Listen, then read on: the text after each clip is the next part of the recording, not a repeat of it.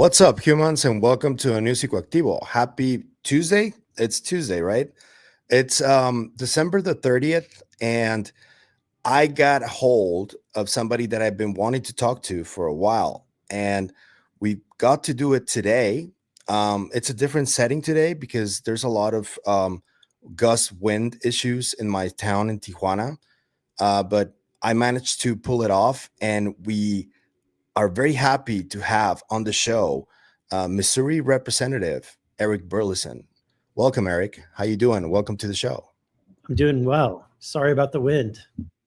Yeah, it sucks. It was pretty stressful the last couple of hours, but I managed to get it done, and I got good quality video, so I got no issues with it. So Well, your weather probably is better than ours. Right now, we have gusty winds and almost 0-degree temperature in Missouri. Yeah, that's crazy. I can see this satellite image from above that it looks like a popsicle, like an icicle almost.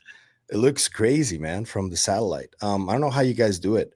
Um, but yeah, here in Tijuana, I usually got really good weather, but and this time of the year, the gusts are really bad. So apologies to everyone and to you as well, Eric, for the different setting. I wish it could be on my set, but it's the lighting is good, so we're good to go. Thank you for being here. First of all, I want to tell you that I and just full disclosure, I'm very apolitical, especially in Mexico, because in my country, politicians tend to be very corrupt, and you know how it is in here. It's like they're pretty much allied with the cartels, and it gets really bad. So I try to be completely out of the loop with them. But when it comes to this issue, the UFO issue, I really appreciate people like you, Congresswoman Luna, Congressman Tim Burchett, who are interested in trying to find answers to what's going on with this. Because for me, it is one of the most interesting and important questions that we need answers for humanity in general, not just the US. So I want to commend you for what you've been doing over the last couple of years because um, I think that you're honest and the approach that you have is out of curiosity. I think that you're just as curious as everyone. So I want to thank you for that. And everybody who I've been talking to within the UFO sphere, they always have nice things to say about you because you really come across as somebody who truly wants to know what's going on. So thank you, man. Appreciate that. Appreciate the kind words. Yeah. So something that we're going to start with is a little bit of controversy, and I do have to apologize for this in advance, but I think it needs to be addressed. Back in December 24th, Jay Anderson from Project Unity went on Joe Rogan's podcast, and he spoke about this conflict that's been going on in social media between people who support Lue Elizondo and people from the UFO community from social media. And they've been going at it for a few years now. And you made a comment there that you also had your reservations, let's say, about this topic in specific, and you were attacked for it. And I think it was very unfair the way you have been treated over the last couple of days. So if you want to say something to that effect about this situation, I would really like it if you could give us a few thoughts about that. Well, I appreciate that. I did not know Mr. Anderson. I've never spoken with him. I'm still learning all the players in this whole UFO community. I mean, just keep in mind, some people like yourself, you've been involved in this for years. I just got thrown into this over the last couple of years. And so in the responsibility I have on oversight. So just getting to know the different players and the factions has been, I mean, sadly, it's kind of occupied a lot of the time and energy that from actually investigating the facts and getting to the bottom of things, because sadly there's so many different factions and egos involved in this whole topic. That being said, I mean, from the very beginning, everybody says they try to get you to pick a faction. They try to tell you, don't talk to this person or this group of people. You can't trust them. Or that group, but the way I've operated politically is that you can't operate that way. You cannot I listen to on any topic, political topic, I'll listen to both sides of the topic before I come to a conclusion. And you try to gather as many independent facts as you possibly can. So when it comes to the UAP topic, I'll talk to anyone regardless of what faction that they're in. I'm trying to stay neutral, and so I think that was the vein in which why I tweeted. So I had a lot of people that were sending me links to this Joe Rogan podcast, and I felt like I needed to just chime in and say something. And I thought I was being pretty benign by saying that, yes, those are thoughts that have not escaped me. In essence, I probably should have said it that way, that those were thoughts that have not escaped me, but I've thought that, I've taken those into consideration. But I think the way that I said it, which was, I'm forgetting exactly how I quoted it, but I said something to the effect of that I've also had these thoughts. It doesn't mean, and I'd say it doesn't mean that I totally agree with Mr. Anderson. I don't even know Mr. Anderson. I was simply trying to make the point that, look, everyone that's coming to this, you have to kind of take in what they're telling you and then kind of, hold it up to the lens of the facts and the information that you've had. And if I'm going to just take everything blindly without any kind of skepticism, I'm not doing my job. And so I don't understand why that caused a huge uproar, but I think that you kind of put your finger on it. The reason is, and I kind of forgot about this, is that there are these embedded factions that are looking for anything and everything to any words to take and twist and throw against whoever they don't like. And I'm just asking people, give me some grace, give me some patience. I'm new to this community, but I'm willing to listen to anybody and everybody. And I do think that, for example, his comments about Lue, I'll kind of preface that when I first met Lue, it was at the very beginning of this whole journey. He came and spoke to a group of us Republicans at the Capitol Hill Club, and in a private setting, and he gave his presentation, and everybody went around and asked questions. And the question that I asked him at the very end of that was, because I kind of knew that there was this, people talk about the fact that, how can we trust people that are coming from the intelligence community to give us the information, that some people suggest that that the whole thing is a psyop, all of that. So I asked Lue, what is your response to that? And his response was that he loves his country. He's made tremendous sacrifices to serve, that he would never lie to members of Congress. Now, he could say that in a non-official setting, but when he went and testified under oath, his reputation is on the line. And so I will say, I've come to Lue's defense in a lot of ways, and I will defend the fact that I think that he truly loves his country.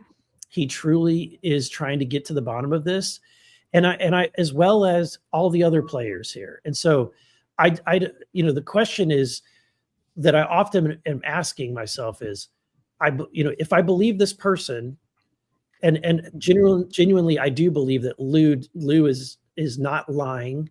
One can, within 100% certainty, say that he's not giving all of the information he knows, because he can't, because of the non-disclosure agreements that he signed. But I think that Lue, genuinely, from my experience, tries to give as much as he's legally allowed to give.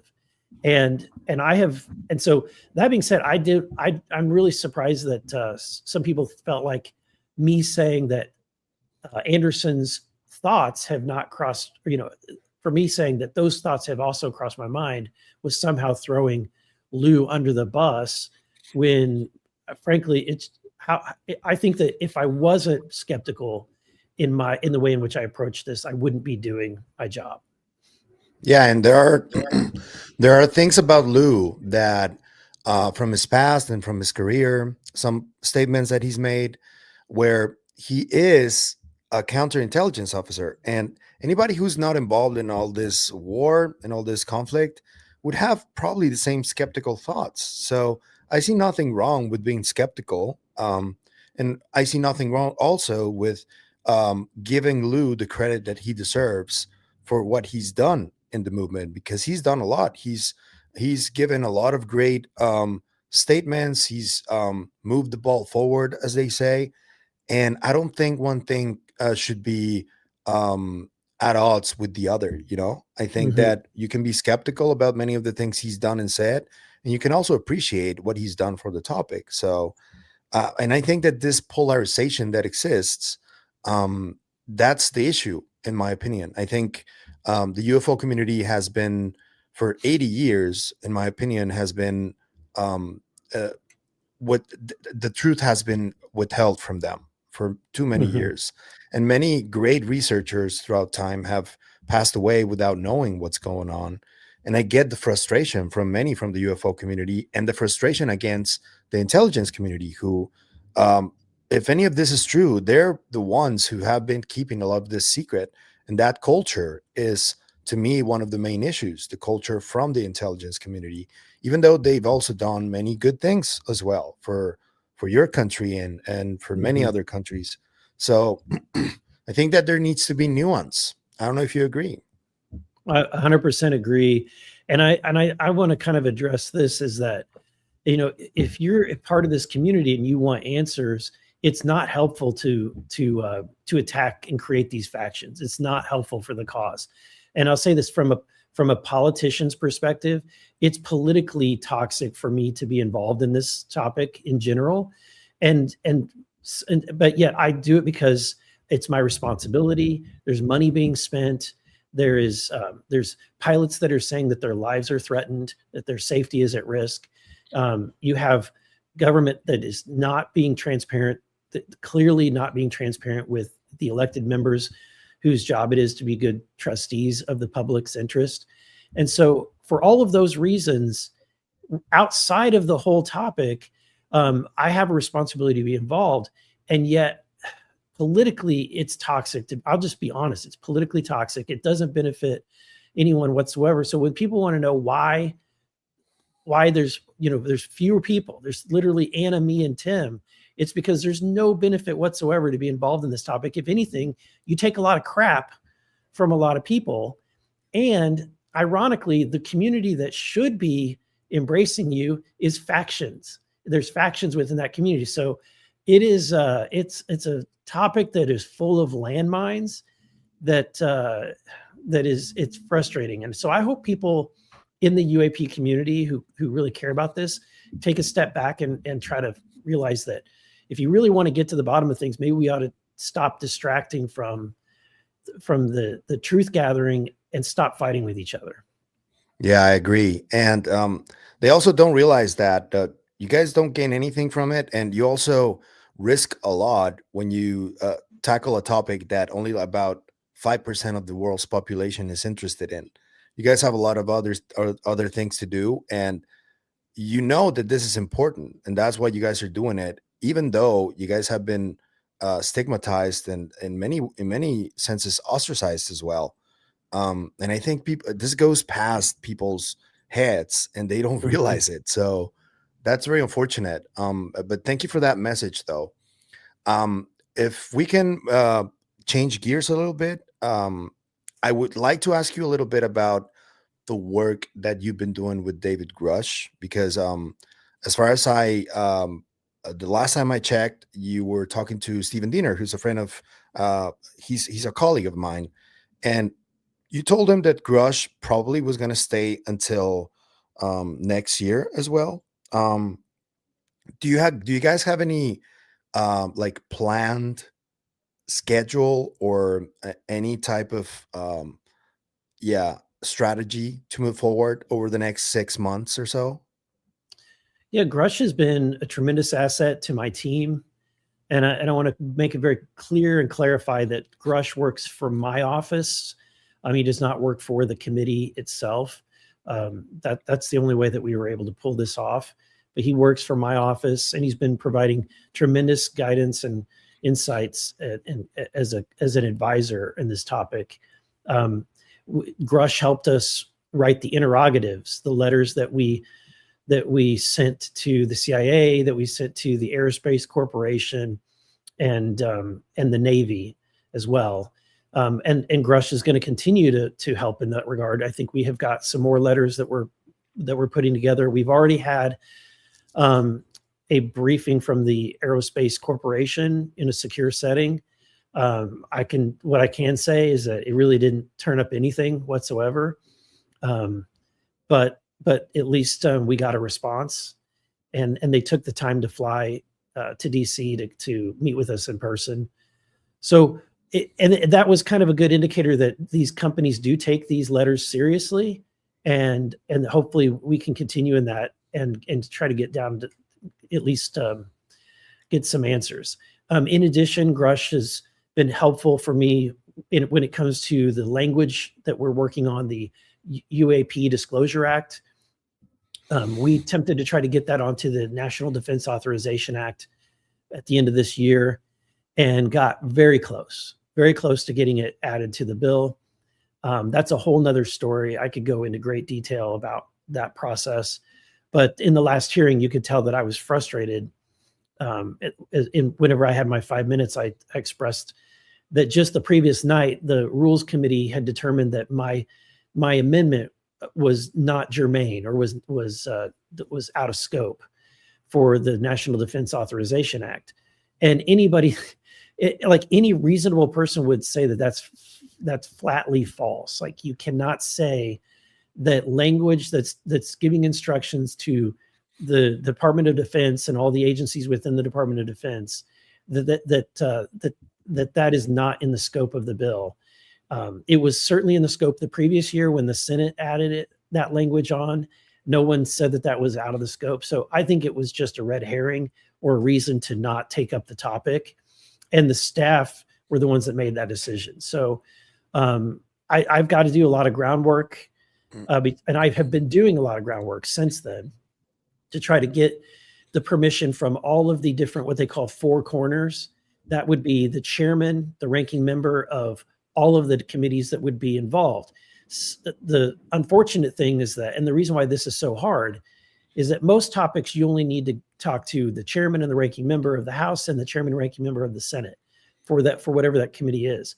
But with this topic, because it touches so many different areas, I've got to talk to the chair and the ranking member of House Armed Services Committee and Senate and House Intelligence and Oversight, and then recently determined that Senate Appropriations has a play in this. And so the last attempt that we tried to get it added, which was as the bill was in conference at the very end of this year, there was a narrow window where we had a very slim chance to get that language added to the bill. But I had to get the sign off on all of the four corners of I think 4 committees, which we got nearly all of them. But for some reason there was some group that was blocking it. And I think what was relayed to me that I haven't been able to prove or nail down was that Senate Appropriations staff were hesitant to give up that kind of control to the other committees. They felt like a lot of that purview that they had, and this is all turf. Right? This is a lot of these committees and the committee staff try to protect their turf, and they don't want any other committees to have access to the same information that they have. It's sad, but it's true. But I haven't been able to confirm that. So that's what was relayed to me from other people in the Senate. And that's something that we're just going to have. I'm going to have to sit down and have meetings with a lot of these Senate staff to figure out what's really the issue. Those staffers, though. Yeah, sorry. You were saying, sorry. And then I can go on. So that's another thing that Grusch has been helpful with. In addition, Grusch has brought a lot of witnesses to me, some that are not willing to go forward. I've had multiple meetings with some very interesting individuals that have given me a lot of insight, and that would have only been available because Grusch had contacts to those people, and they felt comfortable and trusting, Grusch. And so, and then we've got one, I believe, major potential whistleblower that might be coming forward, at least to meet with me and Anna and Tim in the coming month, really. And so that's something that Grusch has been working on. I don't want to say, obviously, for obvious reasons, who that is, but Grusch continues to be of tremendous value. And so his original contract was during the duration of the task force until we had the UAP hearing. But as we obviously we haven't closed the door on this topic. So he's as long as he's remaining to be of value, we'll keep him on. Okay, so I know that you can't talk about this whistleblower, but recently I did a video about the Virginia case in Brazil, and there was this man, Pacaccini, that's his last name, I think. He said that he was willing to put his hand on a Bible and go testify in Congress about the video that exists allegedly about this being from the Virginia case that James Fox reported on.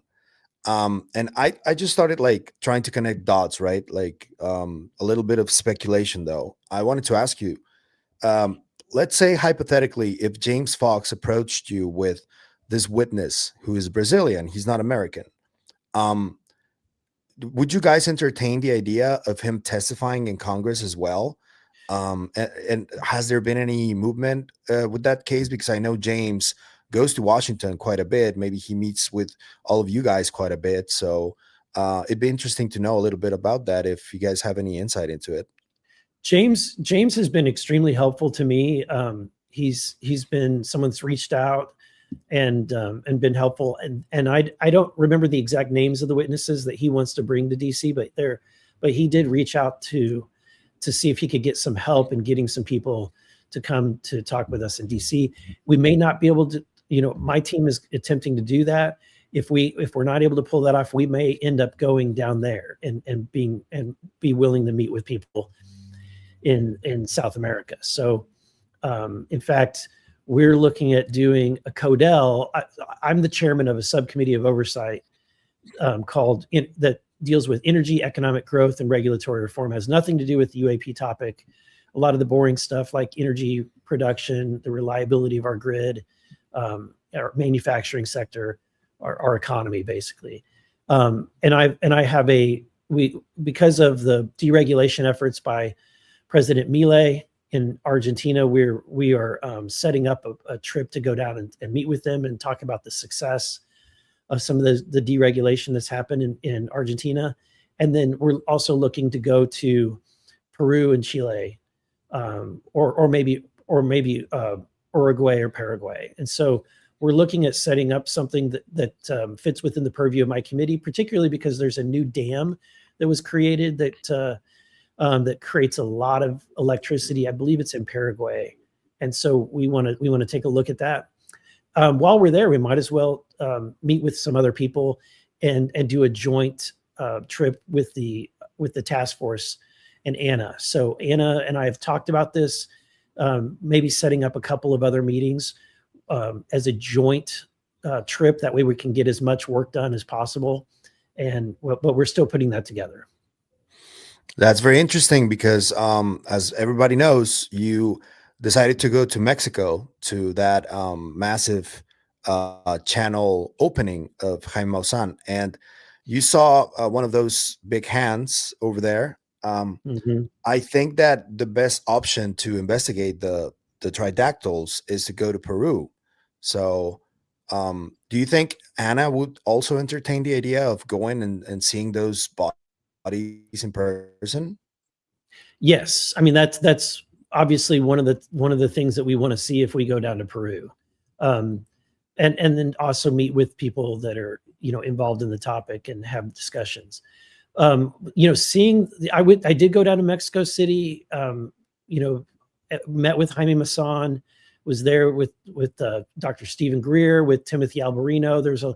With Danny Sheehan. There was a lot of people that were somehow loosely connected to this topic that were there to see that. And I think what's comical, and I mean, folks, like sometimes I forget my role and I forget who I am, because I try to just stay a normal person.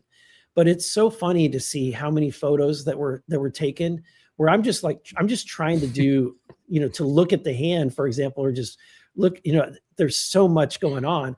And there was some great memes or photos taken of me with some strange looks on my face.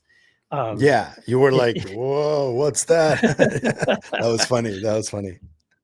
right. It's Yeah, I like comical, that. but it's one can never anticipate when you're on the spotlight as much as I have been thrown in the spotlight sometimes. And I try not to actually, I don't want to think about myself in that way. I want to stay grounded and just act like a normal person. But unfortunately, sometimes they'll take photos of you that are not exactly in the best light.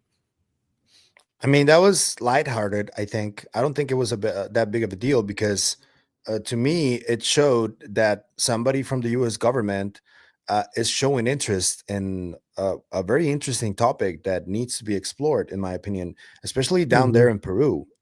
Because according to what you stated before, that I think this may have gotten you a little bit in trouble from David Grusch, that some of the stuff that he saw is very similar to the larger bodies that are currently in Peru. That is Yeah. something So, that did happen, right? yeah. So let me clarify. When I spoke with Grush about this and just kind of, was exploring, should I go down there? His advice to me was that the mummies that are in Mexico City, if that's what we were going to see. Now I was not told what mummies we were going to see, just that they were going to bring in some mummies, and some of which were the large mummies. Now, when we got there, they brought out those tiny, mummies that look like they're a doll. Grush's opinion is that those are fake, and that's what he advised me. Now, we did see the Same. hand. We saw the hand, which is of a potentially larger mummy.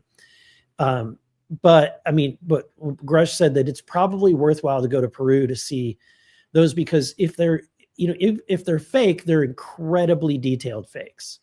Yeah. And it's worth taking a look at, and it's worth seeing if we can get some samples, if they would allow that. So I want to say, like, he did not advise me to go there. In fact, I think he said it's probably not going to be worth your while. But frankly, I mean, I had a window in my schedule.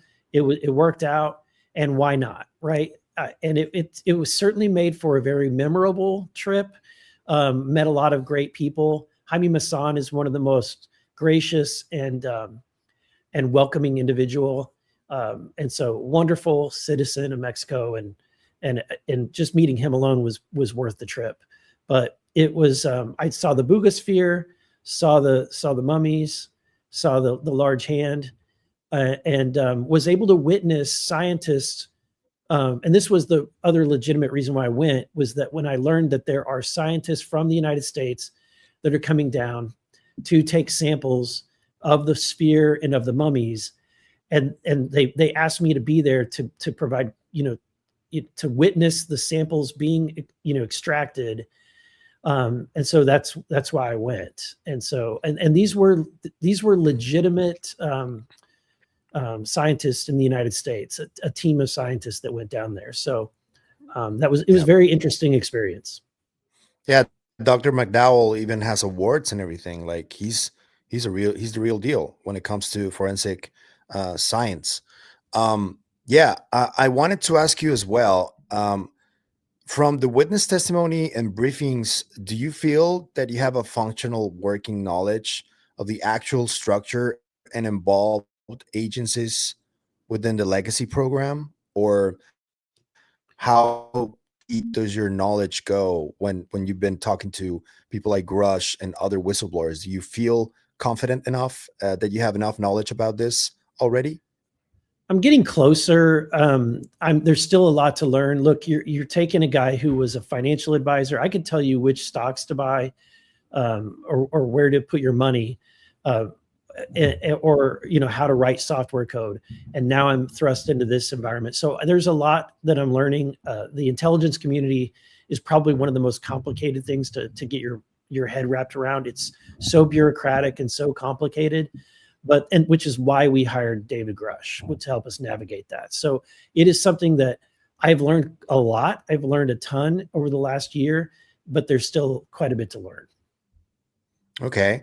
Um, What about the gutted interrogatories and who gutted them? I don't know if you'll be able to answer this, but I don't know. Any interrogatory that you guys were part of that were eventually taken out of the conversation that you may have regretted that were taken out? Yeah, the committee staff, and I actually don't think that they had any nefarious reasons for this, but the committee staff approached this in such a way that they're from their experience in trying to get information from other sources. So, for example, during the Joe Biden investigation, where we're looking into his suspicious activity reports and getting files from the banks, they had a pattern that they would follow to ensure that they were setting up the right framework for them to win a court case. And that first begins with a simple request for a briefing or a hearing, and then from there, they've at least established a framework where they can ask for more information and more detailed information. And so the committee staff chose that was the best route, because I'm not the chairman of that committee. I didn't have direct involvement in what happened to those letters, but they were changed from the letters that David Grusch wrote, that I submitted. The committee then changed them to be a little bit more generic, and in their position was that it sets us up for the ability to get more detailed information and actually potentially, if we had to go to court, to be able to defend that. Is this whistleblower probably potentially part of this legacy program, as, for example, Dylan Borland was? Or maybe you can tell us a little bit about, is he military? Is he intelligence community? Something that maybe the people can look forward to? I don't want to say anything at this time Got it. about this individual. I don't want to provide any information that might spook him from testifying to us. So I think he's going out on a limb to come forward and speak with us, and so I don't want to upset that. But you guys are excited about the prospect of him coming forward? Yeah, he might. I mean, potentially has the potential to be the best witness that we've had. Hopefully it's firsthand knowledge, right? I hope, and I hope he knows where to get the receipts. Yeah. I wanted to ask you about potential material, evidence. Has there been any type of advancement in looking to get videos and pictures, but with metadata that can confirm that they're 100% real from these servers that are classified, and you've been trying to maybe get them unclassified? Is there any effort currently going on to try and get some of this evidence? There is, and I don't know how much I can say, but we're working. Matthew Brown, who came forward as a whistleblower, I believe he was on Corbell's his podcast, and along with George Knapp, he was interviewed by them.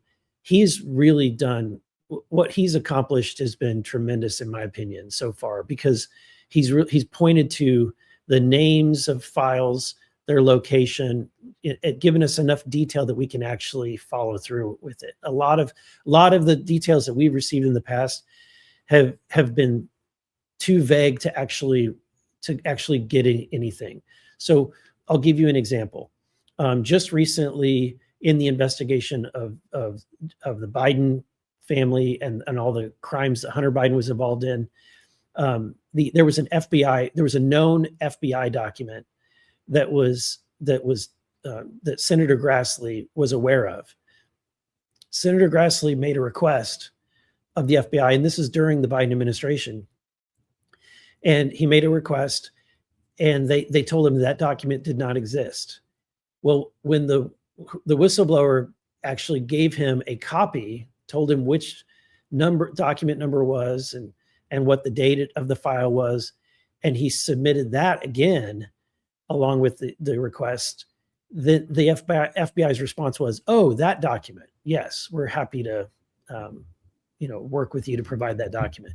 So I say that to say, when a lot of the information that we've gotten so far about locations and material that might be at those locations, or documents or videos, have not been at a level of detail where we've been able to actually go and get it. I am hopeful that we've got enough detailed information about some of these documents, and we're putting together a request for access to some of these documents at first to see them in a secure setting, and then we'll go from there. Okay. These would be videos, mostly videos is what we're asking for. Okay. Do you guys have any idea if these are like maybe satellite videos or up close videos, like gun camera videos? Any idea of what you guys are like after, more importantly? I don't know at this time. Okay, cool. I wanted to ask you, have you zeroed in on various funding systems and misappropriation of funds legacy actually uses for capital? Are you close? Because you said you're like, you deal with money, with finance, that's your expertise. So have you zeroed into anything? We haven't quite yet. I think that what I've been told, I don't think, what I'll just say, what I've been told is that a lot of this is going to be very, very difficult to get, because we have legitimate contracts with these companies, and under these contracts, they're doing more. The UAP topic is embedded in another program that is, sometimes it's a dark program that we know of, but they're basically, bundling these together. So that's going to be hard to get that information from a private sector business. Okay. Have you received testimony on the concept of derivative technologies, not necessarily full-scale ARVs as they call them, but reverse engineered technologies applied to prosaic airframes and warfighter systems? I have been told that this is the case, that there is reverse engineering that's going on, and I want to strongly emphasize, I've been told. There's no evidence that I've seen that indicates that that's the case. So, and I would say this statement almost needs to be a boilerplate statement on, as a disclaimer on nearly everything that I say in all interviews. I will let people know when I have factual, proven information, when I've got the receipts. Unfortunately, most of my conversations is all what someone is telling me, and I've got to take that information, and I'm happy to share what I've been told, but it doesn't necessarily equate to what I believe, if that makes sense, or what I'm saying is the fact. I'm just relaying what people have told me, and one of the things that has been told to me by multiple sources is that we do have that we have equipment, craft, and other things that have been reverse engineered. Okay. Let's explore this a little bit, where you said, because in the Weaponized podcast, you and Representative Burchett were talking, and he sort of insinuated that you sort of already knew that something was at least possible or real. Just to reiterate, you haven't seen any factual evidence yet, but the stories that you've been told so far, out of the number that you've been told, can you maybe share one account without naming anybody that really made you go, whoa, if that's real, that's wild? There's a lot. There's a one lot. one that has stayed with you, maybe, that keeps you thinking at night. Right. And I've got a light issue I got my window open, but there's one whistleblower that we met who worked in naval operations, who talked about some of the things, and Burchett has kind of alluded to this, that of underground facilities or locations where aliens are, or non-human intelligence craft or things that we're not aware of are being tracked deep in the ocean's floors. And that, again, there's very little evidence that was given to us other than other than the evidence that the person actually was working in the agency that they claim to be working in. So, but no real facts to back up some of the claims that were made. So I have conversations like that on a regular basis. Some of them are very public. People know about them. I'm trying to listen to everybody, but at the end of the day, I've gotten to the point where I'm somewhat frustrated. And when I ask people, so do you have copies of videos? Do you have photos? Do you have documents that you can provide to us? Do you have, any specific information that would be helpful? And often we end up I don't get anything like that. So. Okay. So, moving along a little bit to belief systems, because something that I've been looking into for a while is the Dr. Diana Pasolka's work. I don't know if you're familiar with her. Mhm. She studies the intersection between religion and the UFO topic, and Yeah. she's been uncovering by reading a lot of the ancient scripture and a lot of the accounts and the gospels and all that stuff. Many of the accounts from people that talk about lights in the sky and angels and all that stuff, she has come up with the idea that a lot of that, it could be also what a lot of people are seeing these days. So, um, have you ever like thought about that more deeply? Do you think that there is a connection there, and what do you think about that potential connection? Yeah, so I'm a born again Christian, and I've read the Bible multiple times. I've never really kind of zeroed in on some of these passages because it just wasn't necessarily of interest to me. This has caused me to kind of pay more attention to those passages, and it is a very intriguing topic. As a Christian, I believe the Bible to be the inerrant word of God, and so when it says that there were these things that appeared, I believe it, and it kind of after the first hearing, one of my constituents and friends reached out to me and told me that I need to be reading the books. He gave me a handful of people that I need to follow that are Christians.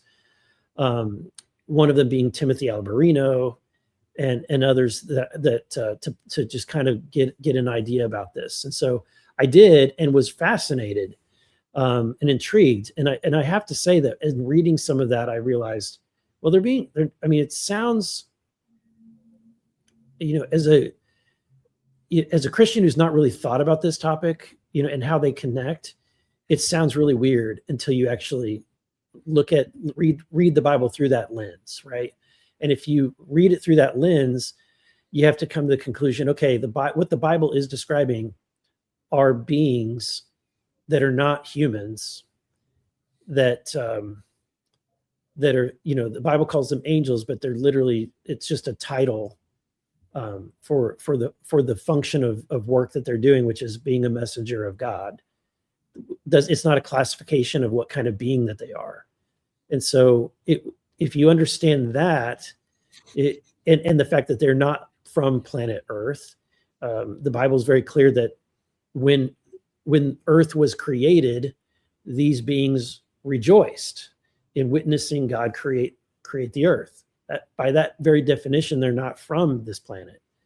And so, and by that definition, one could easily say they are extraterrestrial, right? So that when I'm having that conversation has kind of been a little bit pushing me outside of my normal comfort zone, but it has been intriguing and probably brought me closer to God in my faith, because it makes the Bible more of a grander story, more of an epic tale that extends not just to our micro experience here on planet Earth and a story that mostly revolves around the Middle East, but really a larger narrative that is the creation of the universe as a whole, and the importance that humanity, and particularly the creation of Adam and the birthright that was given to Adam, and the redemption through Jesus, that that makes this a much greater story, and an extremely compelling story, in my opinion. So honestly, whether these things are, what we're experiencing truly are aliens from another planet, or those things have been appearing before, and people used to call them angels, I don't know. I don't have evidence of that. But what I can say is that it's caused me to read the Bible in a different lens and really see it as a much grander story than I did before. I'm an agnostic myself, and I grew up reading a lot of Greek mythology as well. And there are also a lot of overlapping. There's also a lot of overlapping with a lot of the stuff that is written in the Bible with that old mythology as well. So I think that like many different cultures have spoken about this, like beings from the heavens and all that stuff. And I think that there must be something to that, but it's kind of difficult or maybe even impossible to know for sure what was going on back then. But certainly is very, very fascinating to me, at least. And I respect people's faiths and religions. I do think that it's a matter of interpretation in many cases. But yeah, I did want to ask you about that because you've spoken about this a little bit in different podcasts that I've seen of you, and I wanted to get something from you about that. So thank you.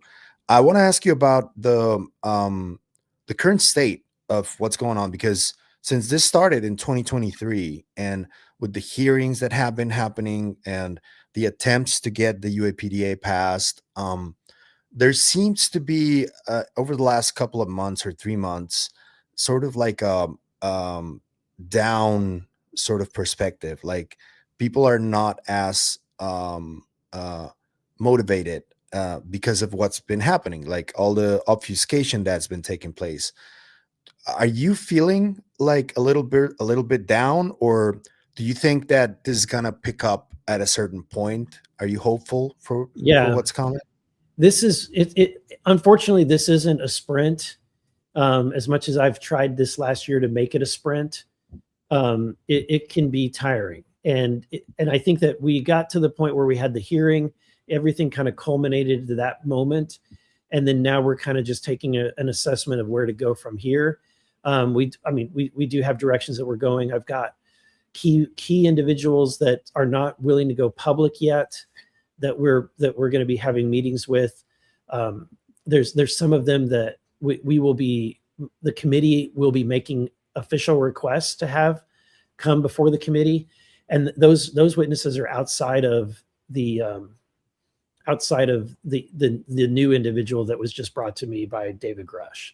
So there's a group of, we've narrowed it down. There's a separate list that we've narrowed down to about 5 people that we'll be making an official request to come forward. And Chairman Comer has assured me and Anna that that he's willing to do a subpoena if it's necessary. But he doesn't want to have the legal team defend a ton of subpoenas. So there's only so many attorneys that are on staff that we have access to. So he asked that we not give him dozens and dozens of people that we're subpoenaing because of the legal workload that would entail. But so we're narrowing the list down, and some of these individuals actually all of these individuals we're just reaching out to see how open they would be to coming in, and hopefully we don't have to issue a subpoena. Now there's some that may welcome a subpoena because there's some people that say that that it actually gives them a little bit of a cover. It gives them a reason to come forward, and many of them are worried about violating their NDA. And so if they are subpoenaed, then it gives them a little bit more cover to come forward. Now, I've had, Dylan Guthrie does a great job with the UAP Disclosure Fund, and he's done a lot of legal work to kind of dispel that these individuals cannot speak to Congress, right? So he's done a lot of that work, a lot of it, this very esoteric constitutional law stuff. But we have that kind of white paper that we can provide to potential witnesses. But his white paper is basically saying that regardless of what NDA they've signed, Congress has no one can be prosecuted or has been prosecuted for providing information to Congress. And so Yeah, Dylan does a lot of great work, though. Yeah. he really does. He's been a tremendous. He and Danny Sheehan have been fantastic as attorneys on this topic, and it's great to work with. There's been so many amazing people that have come forward and genuinely just tried to be very helpful, and so I appreciate everyone's involvement. So when it comes to subpoenas, though, because people in the comments of my videos, for example, when we talk about this subpoena stuff, there are always names that come up, right? And Mhm. you spoke about James Lakatsky on the Weaponized podcast, and he was always reluctant to come forward for a while. And recently, it kind of seems like he changed his stance a little bit, and he is more willing to come forward. That interview he did with Jeremy and George, that was very revealing for a lot of people who Mhm. paid attention. You can see that he's like more willing to come forward. And you said that you guys made an attempt, and it wasn't possible back then. But I want to Mhm. ask you, have you guys thought about approaching him again, given that he seems more open now? Certainly. Now, before, when his name came up, it was told to me that that you're not going to get. He may not be welcoming of a request. He's not going to want to speak publicly, other than what he said publicly, and he said as much in that interview. He said that while he's frustrated that Congress hasn't reached out to him, but he also said that had we reached out to him, he really would only provide us what is already available in his books. To which, okay, I can read a book. I don't if you're not going to give me any further information, I don't know why we're wasting our time. But it does sound like maybe if there is information, I'm that if the juice is worth the squeeze and it's worth bringing him in and having that conversation, then I'm happy to do that. All right, that'd be really cool. I want to throw up some names for you that are potentially hostile, like truly hostile witnesses that I think I want to ask you how the process would be to get a subpoena with them, because historically, people like, and who are still alive, obviously, Bobby Ray Inman is a name. I don't know if you're familiar with that name. Glenn Gaffney, who was mentioned at the hearings, potentially Brad Sorensen, who's also still alive. Have you guys come up with a specific, maybe strategy for those more hostile type of witnesses to subpoena them or make them testify? Yeah, that would be. I mean, I can't say those names particularly, and I'm not going to say which names that we're looking to interview next. But the general strategy is reach out to them, see if they are willing to come in without being subpoenaed, and if they're not willing to come in without a subpoena, do they want a friendly subpoena? And if they're going to fight us, then at that point, then we subpoena them, and then we send it to our legal team to fight the subpoena and bring him in. And generally speaking, it it has been, as long as we follow the right process, and that's where the oversight staff has done a good job in enforcing us down a certain path to set up the legal framework for this. As long as we follow that, we're generally successful in getting people to come forward. Okay. There's this idea that Richard Dolan has been talking about for a while. He coined the term breakaway civilization. And this is something that keeps coming up. Like Gerb, for example, UAP Gerb, he has wonderful videos about the underground facilities that the US Mhm. has. And there's this idea that there is this group that has potentially a lot of this technology, and um, even billionaires are building bunkers and all this stuff. Have you ever looked into this a little bit more? And what do you think about this concept of a breakaway civilization that may or may not exist? I have a hard time believing that there is an extensive breakaway civilization to the extent that some people are talking about it with. And the reason why I have a hard time believing it is because at some point somebody would have said something, and we would have gotten some more concrete evidence of that.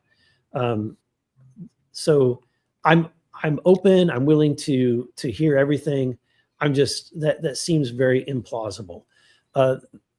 Now, that being said, there's been a lot of reports about some of these underground facilities and the activity related to UAPs and the craft that's being reverse engineered, or the bodies, the biologics, all of that in some of these deep underground military bases. And so I have made a request of the White House to be able to go and to some of these locations on an official capacity. That's the only way that I'm going to be able to knock on the door of some of these facilities. Now, people have told me you're wasting your time, because the moment they find out that someone's coming, they're going to move everything, and that may be the case. But at least we can at least follow through on the request. And so we're working with the White House. The Trump administration and the staff have been very helpful. They are working towards trying to make that a possibility. We'll see if that happens. And I guess this is new information, but I'm reaching out to JD Vance. He's made a lot of comments about how he's intrigued by this topic, and so I've sent requests to JD's team and to him, saying I would be happy to go with you to some of these facilities, because if the vice president wants to go see, for example, Dugaway Proving Grounds, or Area 51, or any of the locations that we're talking about, and there's quite a few, I have a hard time believing that the Department of Defense or the CIA is going to deny access to the vice president. But so that's one of the ways in which hopefully we can make this happen. No response yet, though? No response yet. Okay. I wanted to ask you about Trump, though, because since the Age of Disclosure documentary came out, I did find out that there was an effort going on.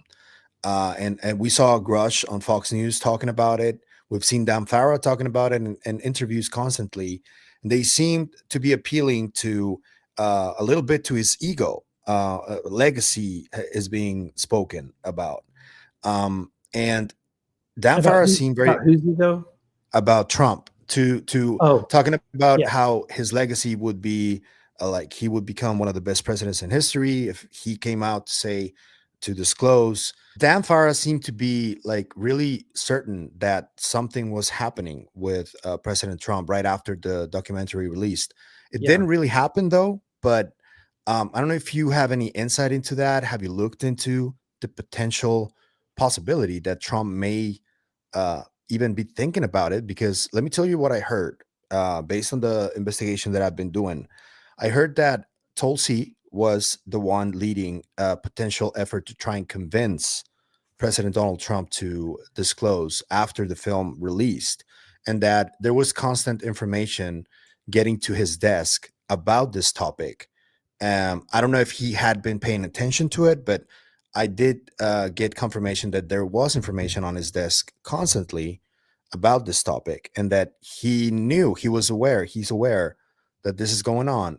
I know that there's a lot of other stuff going on with him, that he is very preoccupied in a lot of different politics and with different countries and all. But have you looked into that at all?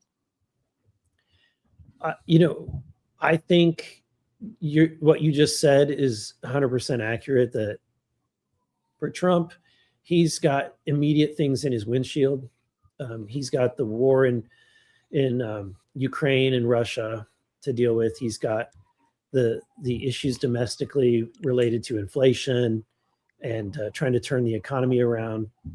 And I think that because those things are right there in his windshield, it's really hard to kind of dedicate any kind of resource and time on something that what I have heard when people talk about this is that it will occupy news cycles and they're worried that it may distract from the domestic agenda and his foreign agenda, at least in the near term. But that Trump is not opposed. I've also heard that he's not opposed to disclosure, as long as it's not distracting from getting the things done that he wants to get done. So the thing is, disclosure, if any of this is real, it would affect every single topic in life. Like it would affect the economy, it would affect do you think that this term catastrophic disclosure, how do you see that? Do you think that if something was leaked without the order in which you guys are trying to put out the information right now, what do you think the real effect would be? Do you think it would be catastrophic for the governments, for the control system that exists, or for the people? I personally think if it was released as just a president going to the microphone, as Dan Farrow said, and simply saying, we have evidence that we are not alone. That I think that the American people, it would occupy the news for maybe a couple of weeks, and then people would move on with their lives.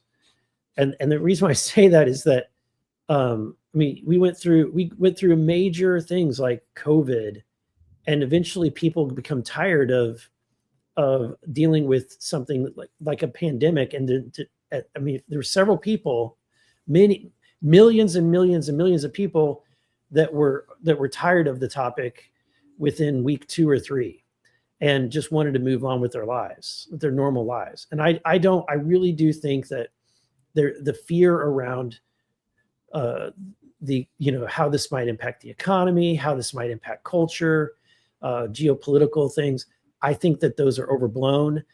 I think that there would be an ontological shock for some people, and then others probably won't even care. I think that there's quite a few people that wouldn't care whatsoever if this were to come forward. Okay. I want to ask you something about the investigations that throughout the decades have taken place. Dr. Hal Puthoff was the head of the Stargate program, for example. Dr. Jeffrey Mishlove is one of the most important parapsychologists that are still alive today that investigate extrasensory perception and psi abilities and all that. So it's not a new thing, really. I know that when Jake Barber came out with Skywatcher, the term psionics seemed relatively new, but it's not really new. It's something that has really been studied for the longest time. Have you ever looked into that aspect of these topics, the extrasensory perception or psi abilities? Are you even interested in it? It's interesting. I think Dan Farrow was probably smart in not including any of that in his Age of Disclosure documentary, because this is a topic that even, having this conversation with people who are normal, who are, on the periphery of this, phenomenon or this topic, you can talk about UFOs, but the moment you start talking about consciousness and any of this other stuff, you lose most people. And you kind of entered it into a very sci-fi or strange world, and so I think that it was wise for Dan to not make that part of the film, but it does, to your question, it does come up a lot. I have a lot of conversations. I met with multiple people who've been in my office who told me that they are speaking to aliens on a regular basis. They receive downloads in their head. I've spoken with people who, and again, I'm saying, I believe these people that they believe that they're telling me the truth. I'm not saying I believe what they're saying is true. I'm just clarifying this. I've spoken with people who claim the ability, multiple people who claim the ability to be able to use their mind to call down a UAP. Chris Bledsoe is one that's been public about this. I was at a dinner one night with, after I think it was one of the hearings, I went to dinner with Chris and a group of people, and he brought up that I learned about him at that point, And my response is, well, when and where can you do this? Is it over the water? Is it over the desert, over mountains? Where can this happen? Over cities? And he said, basically anywhere. I said, what about right here? What about right now? And so he was willing, and we went down by the reflecting pool on the Capitol Mall, and he did his thing, prayed. I just sat and patiently waited. After a few hours, nothing happened, and eventually I just said, guys, I got to go to bed. but that was my experience. I was told, and I think that they did report on it, and they showed some videos on Russ Coulthard. Is it, how do you say Coulthard? Coulthard's on his I always get that. I always fumble when I say that. On his podcast or on his YouTube channel, they came forward and said that when they came back a few months later and attempted it in the same location, it worked. Well, I wasn't there for that, so I can't speak to that. But they claimed that it was working and that they were able to get footage. So we'll see. All right. Just a couple of questions more before I let you go. I wanted to ask you about the one of the most difficult topics when it comes to this, which is the abduction phenomena that has been reported for a while. I know that people like you who are in politics or people who are like more in the forefront of this usually don't go straight to that. And this is one of the conversations that I think is going to have to happen at some point. Have you ever spoken to abductees, or what is your opinion on this abduction phenomenon? I've spoken to multiple people who have claimed to be abducted. I don't have any evidence that what they're saying is true. I don't discount them and say that you're a liar. I'm just saying I want to see the evidence that what you're saying is true. And I believe whenever I'm talking with these individuals, they truly do believe that they had these experiences, and I don't question that.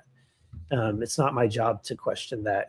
My job is to question the reality and facts, and try to take their testimony and what they're saying and put it through a lens of what we can actually prove. And so, but yeah, I've spoken with quite a few people, and many of their stories are very similar.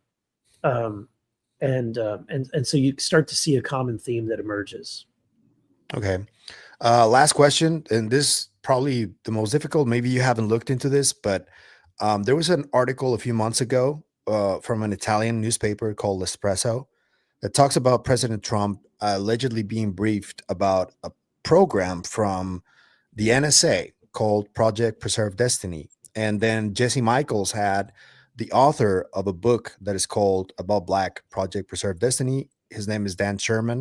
And they talk about this genetics program allegedly that happened. Have you ever looked into anything related to that?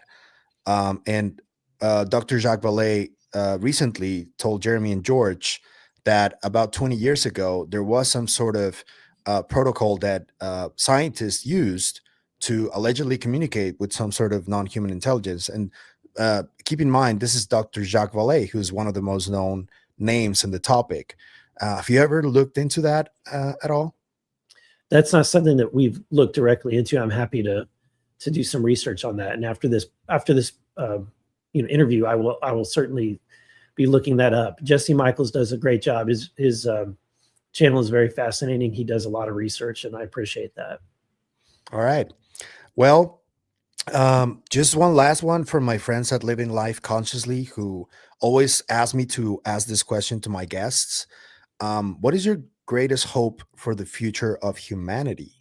My greatest hope is that we fulfill the intention of what God originally placed us here for, which is to be representatives of Him and His nature for not only each other, but for the rest of creation. The Bible, and that's why I go back to the biblical narrative, which is why it's so compelling to me, and why in my opinion, it trumps all other world religions, because it's the only one in which you have that I think fits my ontological view, most people's ontological view, which is that there must be just one creator. And when you ask the question, why do we have this creation to begin with? It's because the one creator wanted to create, wanted to have fellowship, and he created us uniquely amongst all things as in his image. And for whatever that is defined as, whether it's like our inquisitive spirit, or maybe it's some other qualities, for whatever reason, I think that we are unique in creation, and I hope that people, the future of humanity, that we recognize that we're to live out the intended purpose to have fellowship with God who created us, and to live out his image throughout our humanity and with each other. All right. Thank you for the response, and I want to thank you for your time. I had a really good time talking to you. I hope we can do it again sometime. I hope you had a good time too. Anything you want to tell the people about what you're doing before we leave, with the disclosure movement, where it's going, some hopeful message or something? Well, this is not done. The investigation still goes on. Anna and myself and Tim, we're going to take a renewed, look at this in the next coming year, and hopefully we'll have more things to report as time goes by. All right. Thank you very much, Eric. And guys, you know what to do. Like and subscribe. And I want to thank you for your time, and I'll see you in the next one, right? Sounds good. All right. Have a good one. Thank you. Bye. All right. Call anytime.